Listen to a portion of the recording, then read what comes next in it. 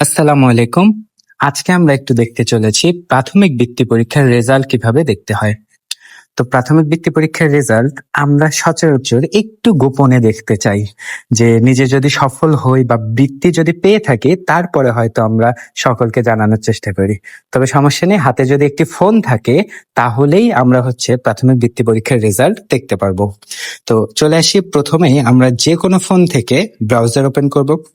Browser যে কোনো browser হতে পারে।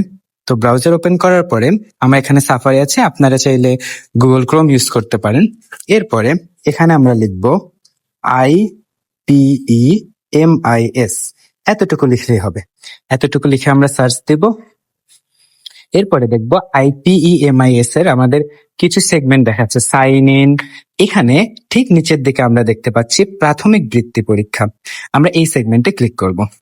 যেহেতু এখনো প্রাথমিক বৃত্তি পরীক্ষার রেজাল্ট প্রকাশিত হয়নি, সে কারণে আমাদের এখানে কোনো বক্স বা সেগমেন্ট দেখাচ্ছে না।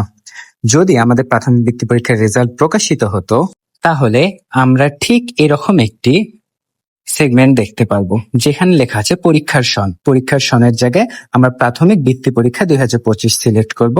এরপরে রোল নম্বরের জায়গায় বা রোল নং এর জায়গায় আমরা আমাদের রোলটা বসিয়ে দেব। এরপরে এক্সট্রা হিসেবে কোনো ক্যাপচা পূরণ করতে বলতে পারে বা কিছু সংখ্যা দেয়া থাকতে পারে, যেটা তুলতে হবে ভেরিফিকেশনের জন্য। এটি করার পরে আমরা সাবমিট বাটনে ক্লিক করলে আমরা আমাদের কাঙ্ক্ষিত রেজাল্টই দেখতে পারবো। তো আশা করি সকলেই কালকে ভালো রেজাল্ট করবে। সকলের জন্য শুভকামনা। ধন্যবাদ সকলকে।